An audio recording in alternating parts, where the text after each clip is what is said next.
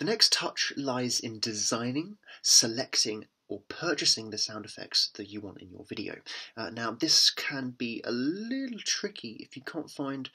the sounds you're looking for, but we'll make that less likely with tutorials on where you can find the best sound effects at very reasonable rates, and also how you can make your own sounds in very creative and quite surprising ways if that's something that you're willing to consider.